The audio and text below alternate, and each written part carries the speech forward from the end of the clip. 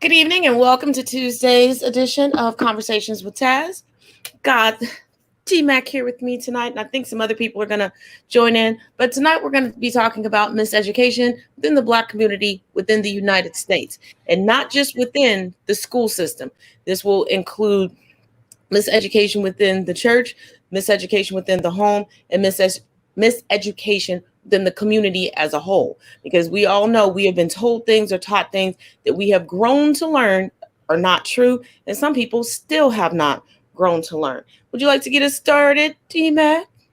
Sure. So I can say most of the things that we have been taught to I can speak for school wise. I can't speak for so much the others. I'm still in my process of learning for the other two, but for school wise, like especially during my school, I went to Catholic school and I do not suggest that for anyone. I just don't. Ooh, bless your heart. Because although foundational wise, I'll say this, foundational wise, it kept me in a structured frame of mind, which kept me into my regular schooling, even though most of the time I really didn't do too well, but that was my own fault. But anytime Black history or anything like that came into a subject for my primary school years, really wasn't talked about. Now, mind you, I went to a private school that literally had I want to say mostly Black and Latino population, and Black history was really not discussed, like at all. And it just like anytime that that month happened to roll around, it was just crickets. Ooh. I'll say up when I got into high school, sort of better, but only for the teachers who were of a Black persuasion actually encouraged us to delve into Black writers, Black creative music makers, and things like that. That education, even though as little as it was, again, it wasn't enforced unless you were in a Black classroom. And that's the sad part. Yeah, and one thing I've always had an issue within the United States is that so many things are regulated and there are a ton of standardized tests we all have to take in order to get through school, but the curriculum, the textbooks are not standardized. Depending on what county and what state you're in, you're going to be taught or not taught something. I had a unique experience. I had teachers when I was in high school that would go off the beaten path. So lucky. I had one English teacher. I still remember her, Mrs. Diane Lang. Wonderful, wonderful woman. I was heartbroken when her husband got transferred and she had to leave. She was my English teacher. She would do this thing with all of her classes several times a year. If we were, say, studying poets, she would assign us a particular poet that she felt most aligned with us. Whether they were Black, white, indigenous, it didn't matter.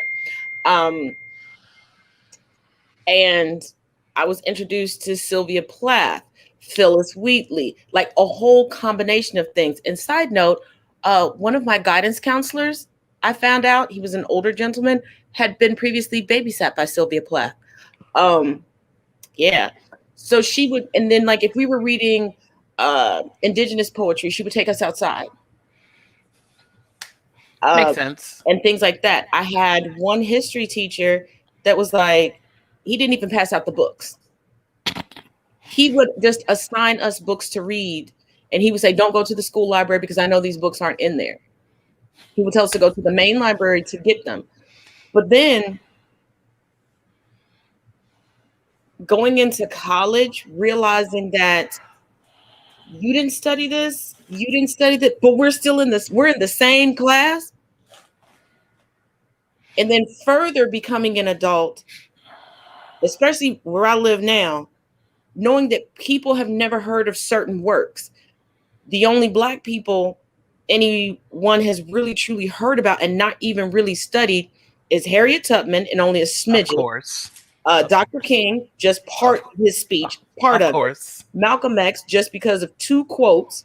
Rosa Parks, because of 1 moment in her life, but they don't know any further because it's not taught any further.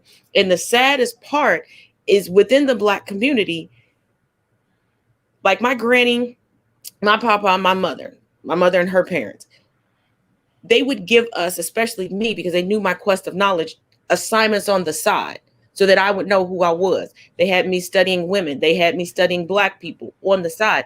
But I noticed a lot of my friends and their homes, their parents were so miseducated that they were teaching them. Like there were people, and to this day, and no, I'm not throwing shade, but I'm telling y'all, you need to learn your history because before you learn where you've been, you'll never know where you're going and you'll be stagnant to stay where you are. They believe that JFK and Abraham Lincoln are the champions of Black people. Oh my God. And I hate the argument. LBJ, President Lyndon B. Johnson, he did way more. You need to learn the Pressure difference between someone wanting to build a legacy and people giving a damn about you. is a difference. A huge one.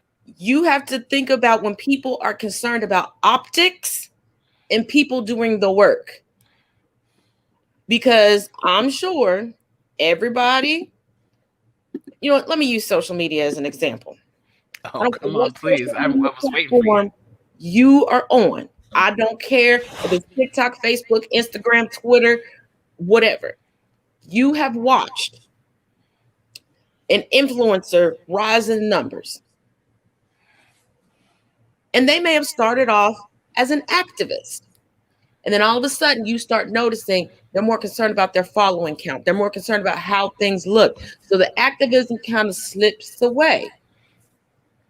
They can't speak up at certain times because it's more about optics.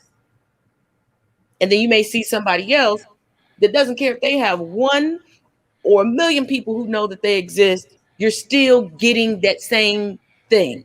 You're still getting the education. You're still getting the boots on the ground, but you have so many people lost in the sauce. And if you all think that all of these schools are properly educating people and all these communities are properly educating people outside of the mighty dollar sign, explain Candace Owens. Speaking to tag along with that, I don't know if you've ever seen. I mean, if you go on YouTube, I'm pretty sure you have on multiple occasions. There's this person I follow called Seiji Hito. He does a lot of stuff, and he covers a wide range of topics. And I was just looking at, I was just like, he has literally gone in on everybody. He does not have a respecters of persons. And see, that's the kind of thing that we need to actually do, hold ourselves accountable, which he does. And I don't know what it is that we have a fear of holding the people who oppress us accountable, because we'll give them a little taste. We won't go for the jugular at most. Now, I'm not saying all of us, but a good majority won't go for the jugular and actually literally hold these people who oppress us to the fire. Mm-hmm. Like to the actual flame, and not let up until they understand that we ain't letting up until you do what you need to do, what you said you would do. And a lot of that is because even to this day, a lot of people thought that the racial concept of uplift suasion, and those of you that are not familiar with uplift suasion, it is a racist concept that was pushed upon Black people, basically saying the closer you are to white, the closer you are to right. If you mimic the activity, the jobs, the mannerisms, and everything else of white people, then you will go further in life.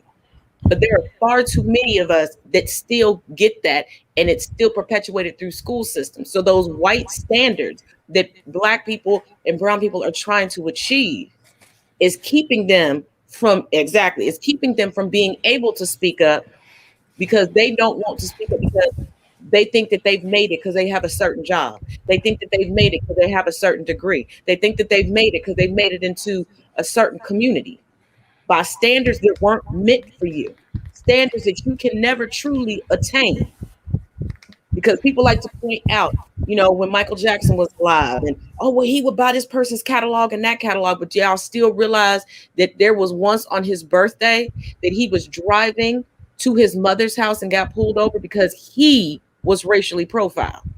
They want to talk about LeBron James. Well, he has all this money. Money doesn't make it, because look at, what was it, last year? I think it was last year. White woman got kicked out of a game because what? She was being a Karen and racist. These standards don't apply to us. If they'll be like, you are a cisgendered man, right? Mm-hmm. If the standard to be on this show was you giving birth, how's that possible? That's something you could never attain, correct? Nope. That's what they're doing to us within the school system. They want you to take, and for those of you all that do not know the history of IQ tests, I strongly suggest that you research that, because IQ tests are based in racial tropes. They are racially motivated. They're set up, and they're socioeconomically biased, because early IQ tests have questions about yachts on it. You ever owned a yacht? Because I haven't. I would love to. So I can't answer any questions about a yacht. I've been on a yacht once, but it wasn't mine. I don't know all the ins and outs. Couldn't tell you what was and what. No. And before some Navy vets get on here going, well, I know. And when did you learn about sailing? When you went to the academy for the Navy. Right. And that's why I think it's so funny when people always want to tell me their IQ. I'm like, I don't care, Karen. Your point? What's your point? Tell me what you know about history. Because the most iconic speech within the early feminist movement after Reconstruction, I bet nobody knows who gave that speech. I bet nobody knows who actually lit a fire in the feminist movement, or that's what I call it now, but we'll say within the suffragette movement. Does anybody know? Sojourner Truth? You got it. But you know, when I ask that question, people don't know. Here's another one. And I'm going to ask this. When you think of the light bulb and someone were to ask you who invented it, what would you say? See, I would say Thomas Edison, but I know that's not the truth anymore after doing some light research. How many people have heard of the Edison 8? I didn't, not until you had mentioned it, honestly. Yeah. The Edison 8 was a collection of 8 black men that did the work of Edison, and Edison would take the patents of. Again, not surprising. It doesn't surprise me. Go ahead. I'm sorry. It doesn't surprise me, and I know a lot of people say this when things like this happen, but I'm just like, it no longer makes me surprised when people do the bare minimum on this app or any other social media or whatever you want to call it. Do the bare minimum. And here I am, I'm doing the research, I'm doing the work, I'm doing this, that, and the third. And here I'll put it into this mind so that maybe the people who don't understand what I'm saying, if you know the story of the little red hen, she did all that work. And when she had asked for help multiple times throughout that work, nobody wanted to have a hand in that. But when everything came up to be eaten, or everybody showed up at the table. And see, this is how we need to be at the end of that story, when she said, no, you didn't help plant, you didn't help harvest, you didn't help take it to the mill to be ground into flour, and you didn't help make it.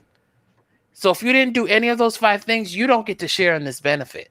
But we are so quick. And see, my dad, I literally called him the master builder, because that was his name. That was his nickname. And for those of you who haven't seen the 10 Commandments, that's where that's where he gets that name from. And I called him that every time he would call me, because he would literally think of situations and things to literally build to make things easier to build in a person's home. Like, he would literally calculate things down to the most minute detail. Like, there was one time he literally calculated the exact number of cement bags that we needed to fill out the basement of a person's home. And I was like, how did you know that? He was just like, I just, did it in my head. Mm-hmm. And I'm just like, it no longer surprises me when we do all the work and they take all the credit. Again, another movie reference from The Associate. She did all the work, he took all the credit. So it no longer surprises me when they do that. There, and hey, Bird, thank you for joining us. What do y'all think about censors? I know that for the majority of people in my neighborhood, white. Oh, okay. Actually, I was having a conversation, excuse me, with some people earlier today. A lot of people don't realize, It's so hot. they don't pick first name. Just like it was brought to me by a friend of mine. He brought it back to mind because there was one game that I stopped playing because it was getting frustrating. Because you could do the facial scan to put yourself in the game. Mm-hmm. But I'm not gonna say half, more than half, 3/4 of the time, you couldn't. If you were black, you couldn't scan your face in. So I'm like, I'm done playing the game. I don't want to do it. And when you bring it up, you have certain people, whether a racist or a coon, like that's not so. That's not so. First of all, the Kodak company, admitted well into the 1980s that they still didn't have proper tones and pigments for the development of their pictures.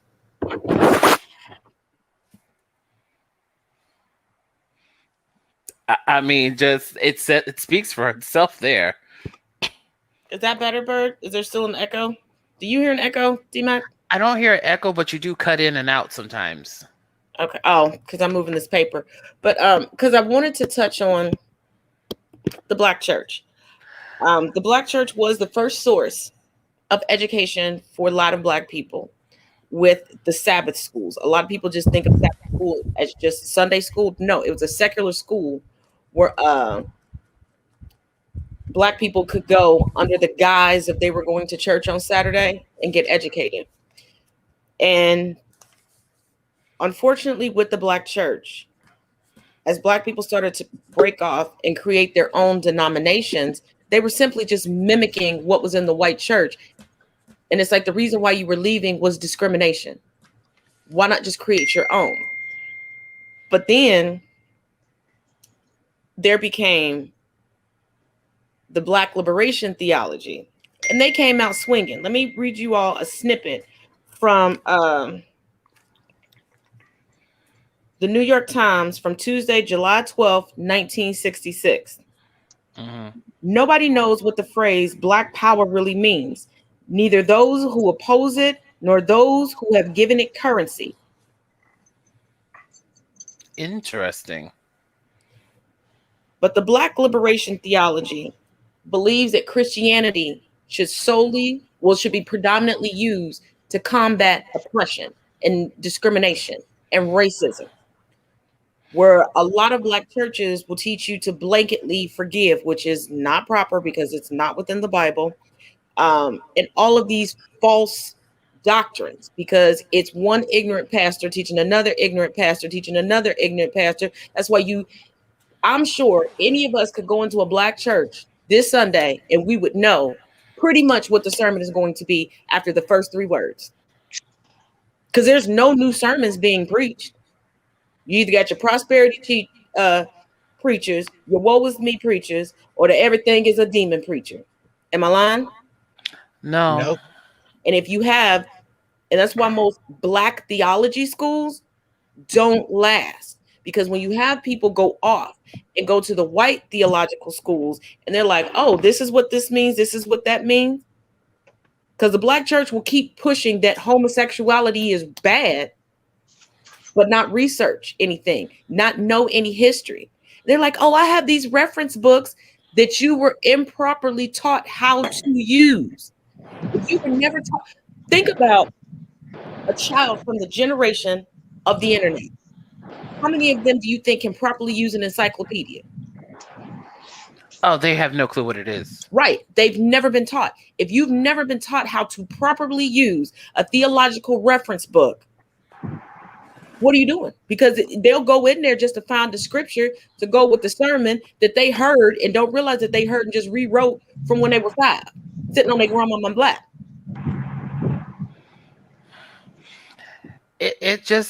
What's really upsetting for me, I'll say for me in general, is that in any term or aspect, you know what you're getting into when you go.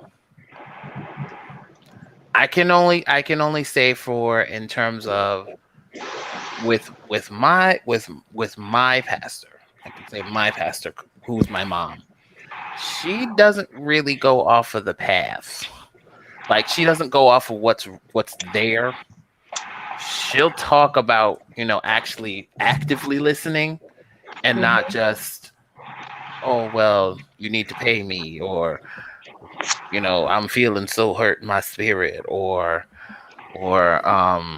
this or that. She actually does. Now, I will say this: my mom is kind of like you, Taz. She doesn't let anything go. She'll literally research it down to the last detail to make sure she's actively doing what she needs to do or say what she needs to say. So in that respect, she does not. She's walking through the desert, not on the beaten path. Yeah. She's literally going, I'm not gonna. Yeah, I'm good. Thank you for those notes. I'm good. I'm just gonna go over here and actually do the research. Mm-hmm. And I have an uncle that's like that. He is not a pastor. He has zero desire to be a pastor. And it's funny because in my family, and he and I are like the language nerds.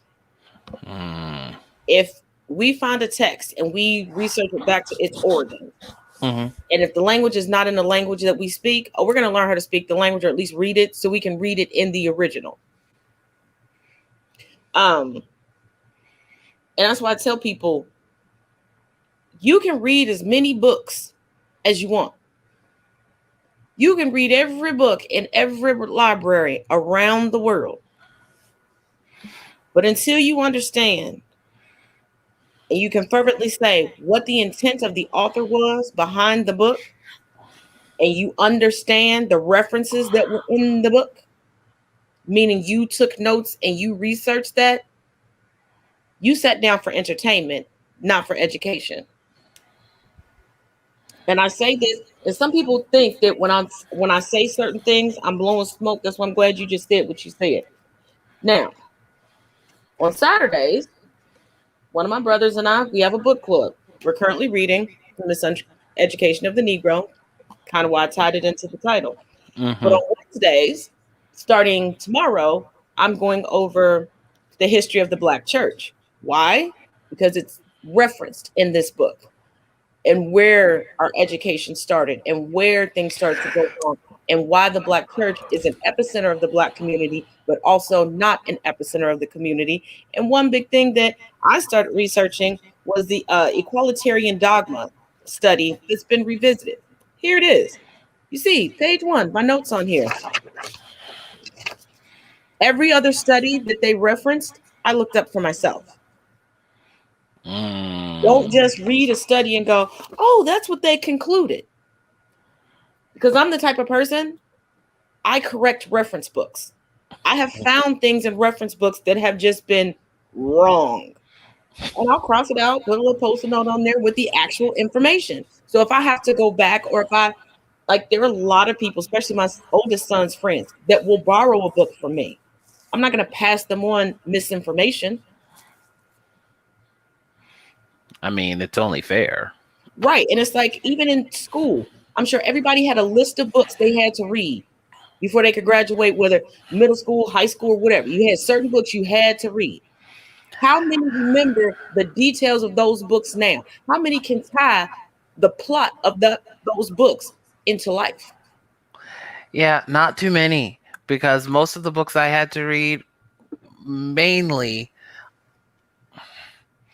I mean, they were regular, just, I won't say children's books. They're children's books to me now. They weren't children's books then.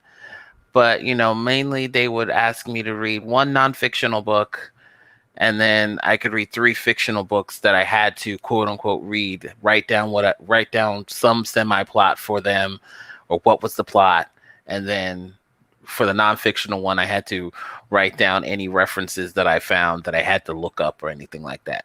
Other than that, I couldn't honestly tell you what those books were when I was that age, because they didn't factor into anything that interested me. Like for me now, if it was a book Can on you guys hear photography, me? I can hear you now. Mhm. I think your mic was muted before. Yeah, I muted my mic, but I just wanted to touch on this real Hold quick. on, let D-Mac Sorry, finish y'all. his thought. Go ahead.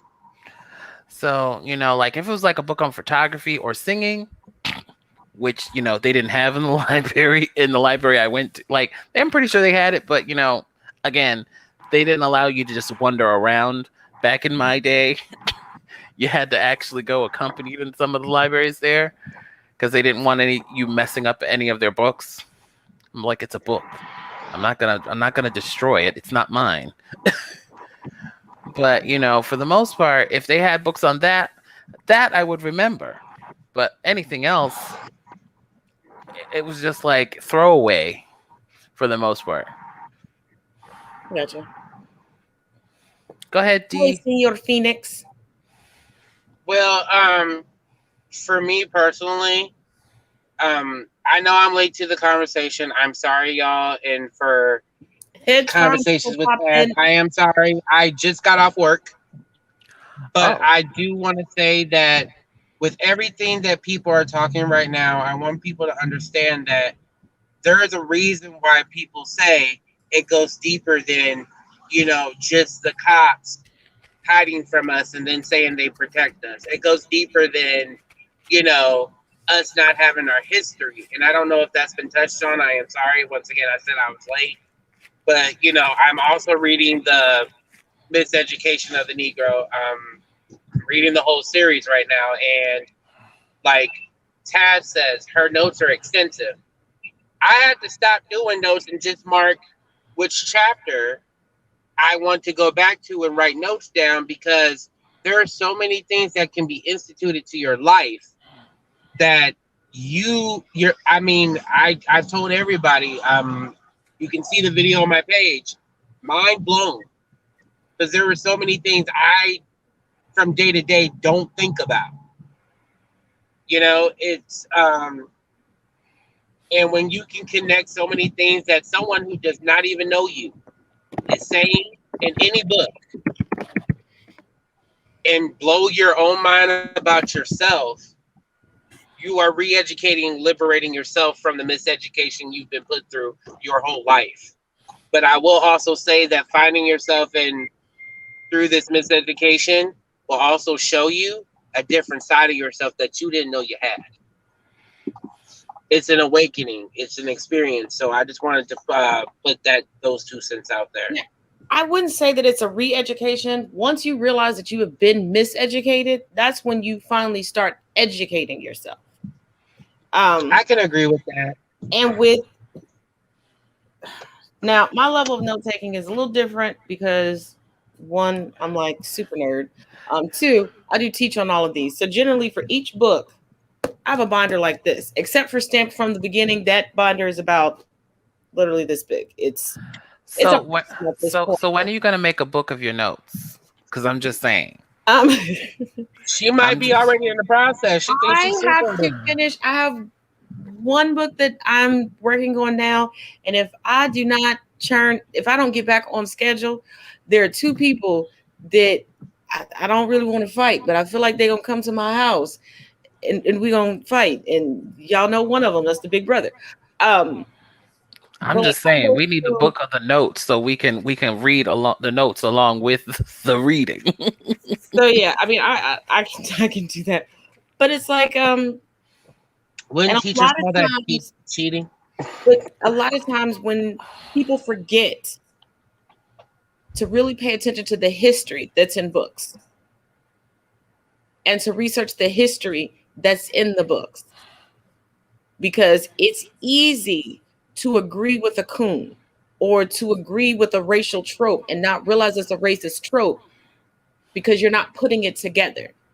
There are people who think certain books were written about certain times that were so long ago not realizing that a lot of these authors, a lot of these civil rights activists, a lot of these movies that you like, a lot of these TV shows that you liked when they originally came out, they were intertwined. They were from the same time.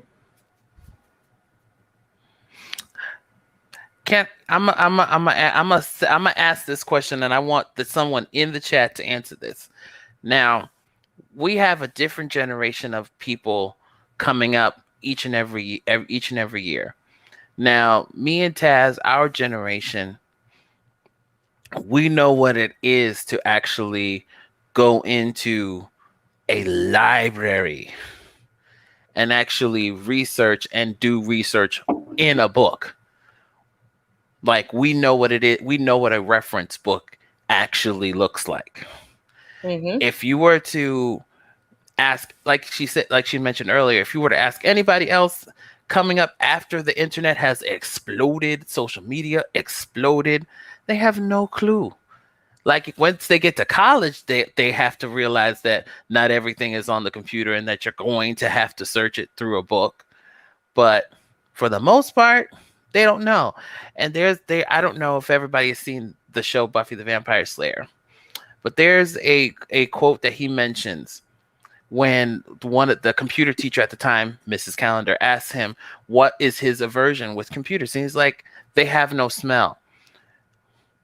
And what he meant by that was, like, when he opens a book, that smell, connection, and memory comes back whenever he opens it. Mm-hmm. And for me, I love the smell of a fresh book. Oh my God. It's like so when I open a book, I know what I'm in for. And when just turning the pages, that's what gets me. Now, I'm not saying that, people who are reading using an ebook or using Audible, that's wrong. No, to each his own. Everybody has their thing. And sometimes you just may not have time to sit down and read a book, and you may just want to have it read to you. And that's fine. But for me, I like the feeling of, I know you're not supposed to. I know you're supposed to get a bookmark, but I love doggy earing my pages. I do. It's like such a bad thing. And the library, the body of Taz J. murdered at 10:35 p.m. Eastern Standard Time. The library person who I used to love, we would talk, like, anytime I would go into that library, she used to hate it when I came in there because she would see all the pages on the book doggy eared. Because I would have to stop because either I was falling asleep or I had to do something else. And but that memory, that connection, these kids are so addicted to doing this all the time that they have no. Yeah, I know now. Like a pack of 50 on Amazon. I know. Stop it. We're on live. We can discuss this later. But they're so glued to their screen that they don't understand, like, that there's no connection anymore. Like, any connection that you actually get, it's honestly brief and it's over in 5 minutes and they go on to the next thing.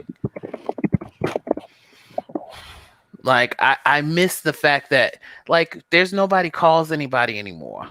Like, I mean, I know we call each other, but like people outside of our group, they don't really call anybody anymore. It's all about email. See, it's all great. I understand. And some people are shocked because I do work in IT, and the amount of devices I have, y'all know, because y'all sat on the phone with me while I've been working. Girl, I'm Jessie Lee is the best. Jessie Lee and my cousin Lizzie will be like, she's reading something. She's doing something. She's working. She says she clocked out at but y'all know I love my tabs. I gotta have my tabs for notes. But there's something about just being able to write down notes. There's something about being able to go to a particular page, like where Carter G. Woodson starts bringing up the churches that were either bought or founded by the AME Church, and having that reference and being able to go and pull the reference. and not have to re-Google, retype in the dang question 11 times. But everybody learns in different ways. And my black community, hear me out. Stop comparing the children in your family to each other. Everybody has different strengths. 2, everybody learns differently. Respect people to learn in the manner and in the way that they learn. I'm visual. I'm a total visual learner. Like if I see it being done, I'm good. But like to sit there and just be like rote memorization, it just destroys me sometimes. Like it'll take me a couple of times to do it. Go ahead. What are you actually learning? What are you actually learning? What do you mean by visually learning? Like, let's clarify this real quick. Oh, easy. Like when I started working from home and like there was a whole list of setup things that I had to do, like they had printed it out for me and it just went over my head. Like I could not actually get it. And when I saw the video of how to get it done and how to set up my home computer like that, like it was literally like that, like a snap. Like it didn't even take me that long. Once I saw the video of how it was actually being done, I hear what you're saying, but what about David the child? What about David the child? Same, no different. Okay, so that was what I was trying to get towards, because me personally, as a child, I had to learn by self-realization. I was one of those children who thought it was funny to go climb trees, fall down, break my arm, and not learn my lesson. Don't tell me you did it again. Oh, yes. I was hard-headed. Oh, my God. He didn't just die, did he? Anyway. Tell me you had a lobotomy without telling me you had a lobotomy. I mean, that's true. That's true. But as an adult, it's no more self-realization. As an adult, it's more hands-on experience. Does that make sense? Mm-hmm. Yes. Like some people, like you learned by seeing an example. I learned by just getting in there and doing it. Just getting in there, do it, get it done. Like if somebody can give me a direction of where to go, or that's also helpful. But if it's, just so simplistic, I can make it up as I go on my way, that's what I'm going to do. And if I get corrected, I'm going to institute that into my situation. Does that make sense? Yeah. No, that makes sense. I mean, like, I just started a job like 4 days ago. I've been going slow as heck. I asked some questions, and then once I got it down packed, like, they haven't been clocking out until, like, store closes at 8. They ain't been leaving the job until, like, 10:30 at night. We got done tonight at 9:15. So, you know what I'm saying? Mm-hmm. Like, I learned through, experiencing and just getting in there. But, Taz, how did you learn as a child versus an adult? It's the same. As long as I can, if I can equate what I'm learning to real life, and it's not a personal thing. It's not like personally to my life. If I can equate it to real life, then I've got it. And also with me, once I write it down, I've learned it. Oh, and another thing, Black community, please, for the love of all things holy, encourage your children to learn. Stop encouraging them to memorize to get past the test. Because now you mad because Bubba is now 52 and ain't never moved out of your basement. How Bubba gonna get a job? What did he learn? Like, what did he learn? I'm not talking about laziness. We all know that person who's truly a hard worker, but never learned anything, can't move forward in anything, never developed the proper study habits. But then their family want to criticize them now that they're an adult. And my final thought on this, not on the subject as a whole, but Black people, keep that same energy you have for a child from kindergarten to 12th grade through that person's entire life. Stop telling us we can do anything, be anything, and achieve anything until we graduate high school. Then it flips to, you sure you want to do that? Are you qualified for that? Does that have benefits? You sure you want to step out like that? Is that a real job? You should go down to the market and work with Jeff. No, keep that same energy. You gassed me up and told me I could be anything. So when I stepped out to be anything, keep on that faith in support. You patted my back from my very first day ever of school. You gonna keep patting my back till I'm in the grave. You don't get to tell me go shoot for the stars, and when I shoot for the stars, you want to grab me by my ankle and pull me down. Achilles is dead, baby. No, I mean, that's not funny. That is a fact. I know. He's dead. I was trying not to laugh, but I mean, but she made it funny, and I couldn't help it. Y'all know how I am with my lines. I mean, that is a fact. Achilles. I mean, like, shoot, like, I mean, when you really think about it, everyone wants to say how they want to teach their children to learn the difference between their experiences and, you know, yada yada. Here's my thing. Like, if that's the truth, where did that energy die? Because until I turned 17, you was talking about shoot for the stars. There's no limit to your potential. And like Taz said, you really want to do that? Is that a good idea? I'm not sure that's legal. I ain't never heard of nobody in our family doing that. Like, if we want to encourage kids to shoot for their dreams, shoot for their dreams. Because most times kids want to be lawyers, doctors. They want to be an astronaut. Let them be a damn astronaut. Well, you can't criticize. Like, anybody who want to go outside the hemisphere of this world, I can understand. But here's the thing. There are too many black folks, old, young, and in between, going, why don't we have more black businesses in our neighborhood? Because you told Timmy to go work at the factory and make cars instead of going to get the business degree. Martha May. Yes, D-Mac. So I'm going to speak. I want to ask y'all a question, and I hope that this will be received the way I want it to be received and not the way I don't want it to be received. But if it is, it is. I'll take whatever I can get. Do we honestly think that integration was a good thing when it came to our schooling? Okay. I've thought about this one a lot.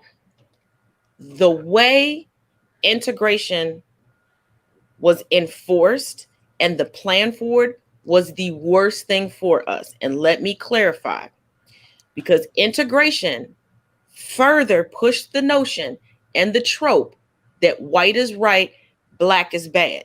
They shipped us to white schools instead of upgrading our schools and saying, if you know how like now, if you live in this place, you got to go to this school. Then just upgrade it.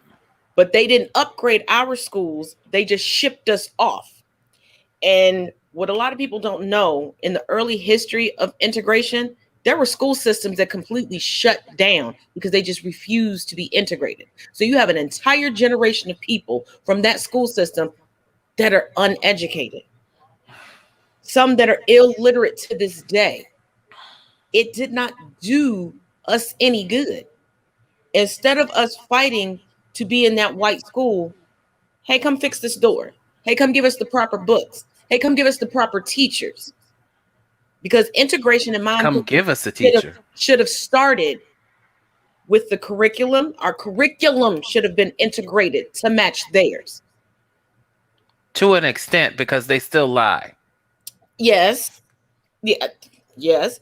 The quality of our buildings should have been integrated to match theirs. That should have been on the first look.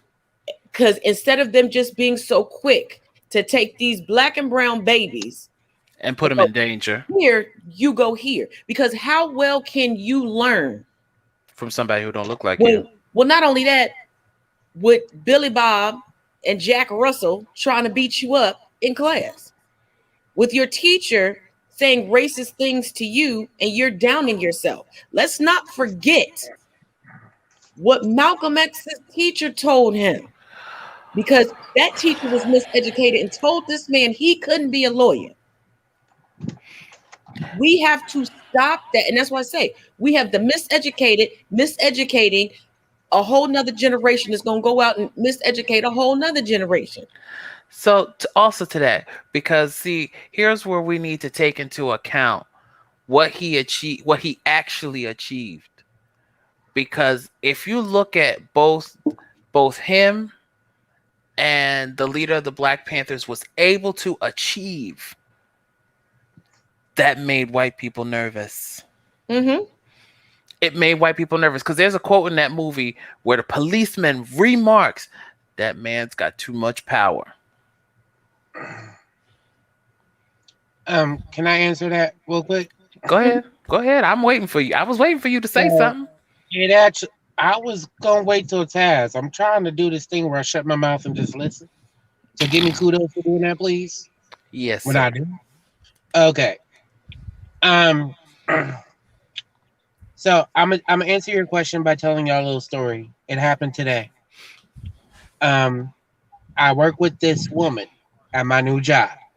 She is one of what we like to call one of those people who was a devout Trump supporter.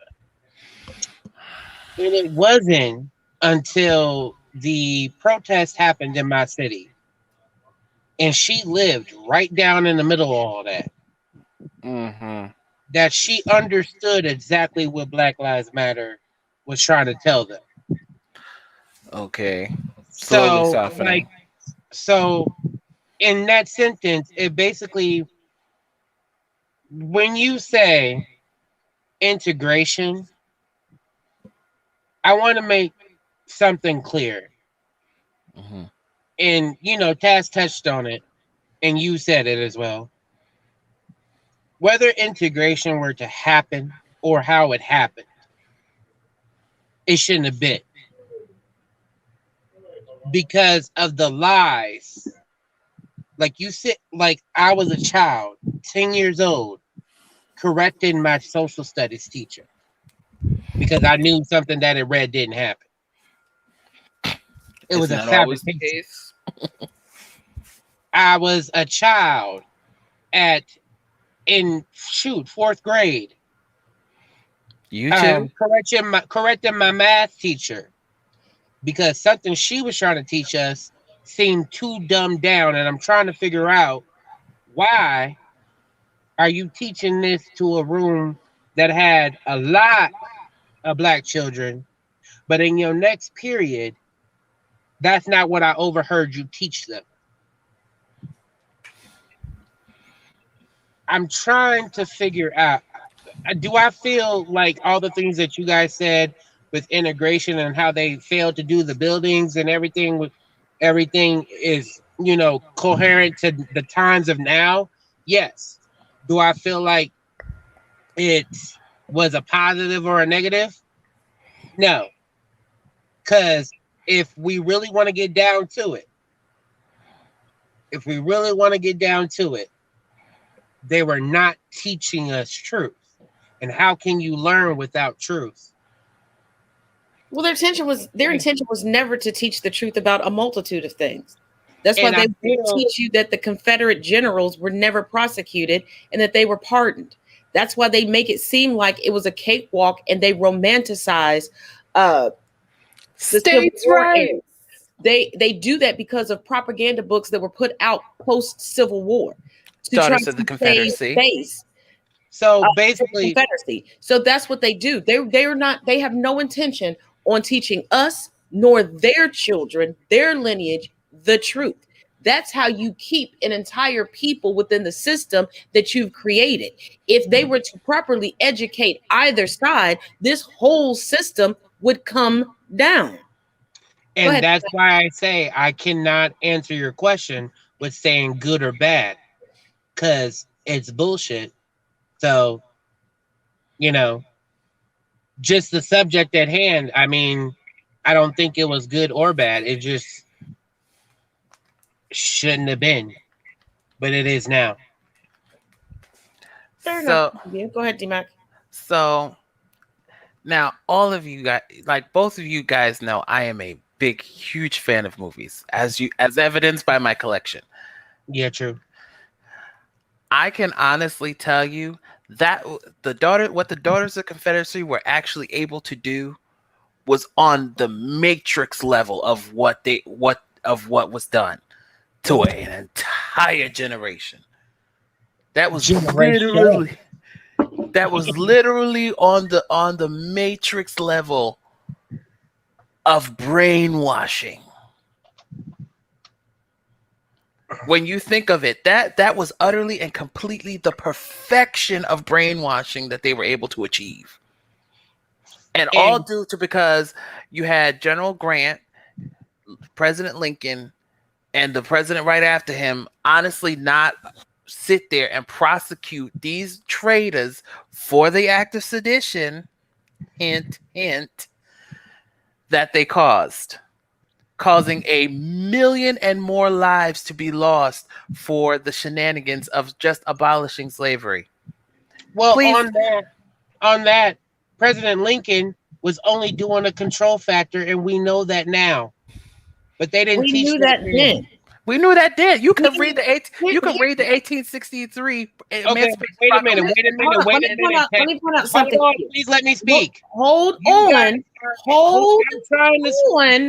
Go ahead. And let me explain something real quick. The biggest proponent and the biggest component of history within the United States is propaganda. It's PR. That's why so many people grew up thinking that Betsy Ross created the first American flag.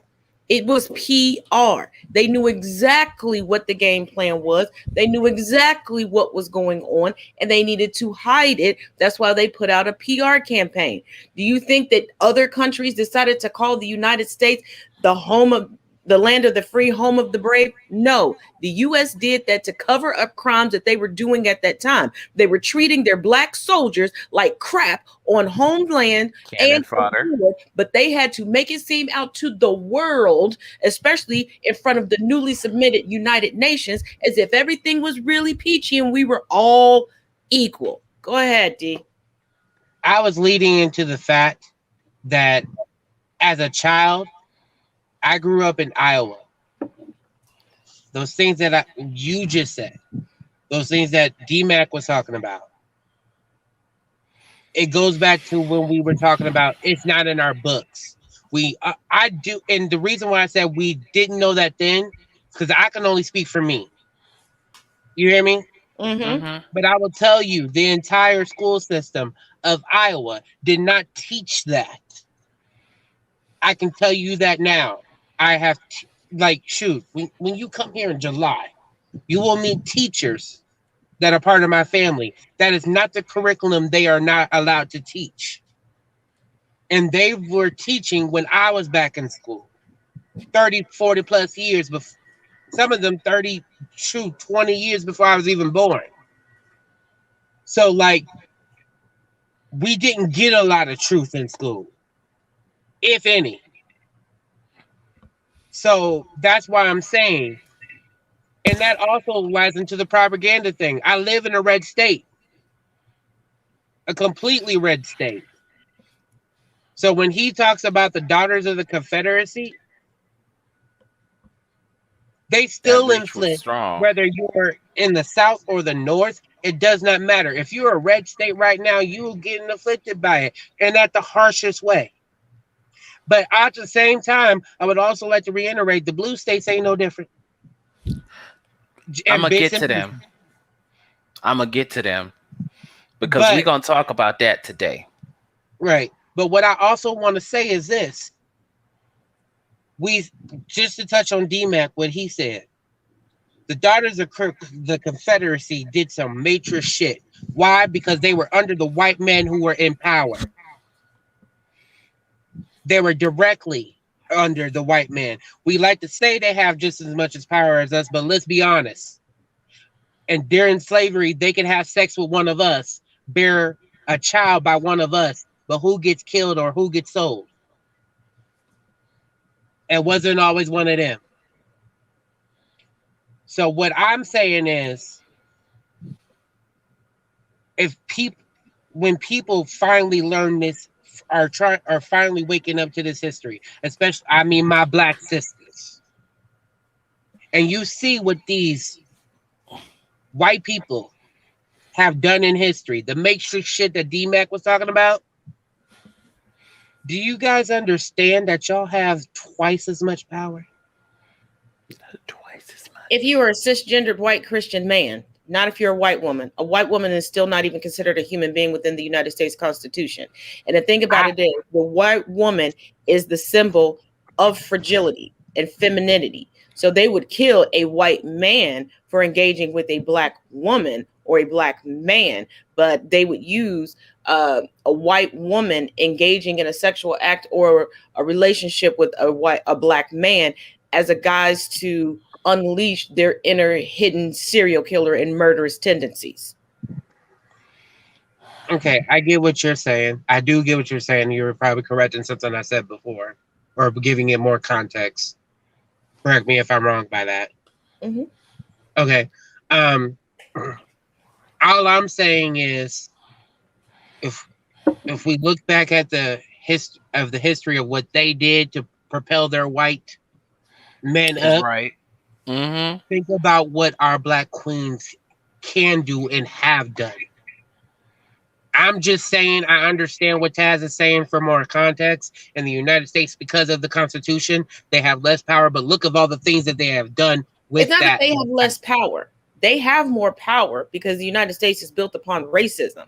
I'm saying white women that decide to be racist have a disconnect with reality, because I'm not going to back someone who still does not see me as human.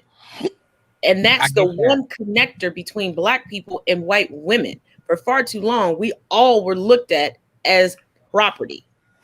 Still are to this day. And I am not making an excuse for anyone, but think about it. You have to be a special type of stupid to be treated like the dog, the house pet. And be okay with it. You're sitting there going, oh, yes, I'm going to boost you up. And if you think about it, white women haven't really boosted up white men. White women have a track record and a history of just sliding in on black movements, especially with black women, and using black men for the face to try to get a little bit more for themselves. They don't even bring their white counterparts along with them, because no matter how much a black woman will endure, we're not leaving you behind. If we kick in that door, we like, oh, bro, come on. Run up here. Get in here with me. White women are like, I made it.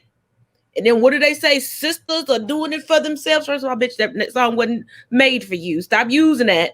Racist white women. Stop getting a promotion and playing that song. But that's how they feel. They stand in solidarity just with another woman.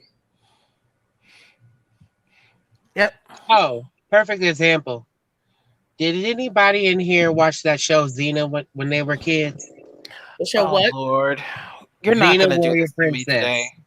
Please don't do this to me today. Wait a minute. There was an episode. It was a musical where they sang that song. He's going to do it. I am going to do it. What you talking about? I'm a Xena Knight. Anyways.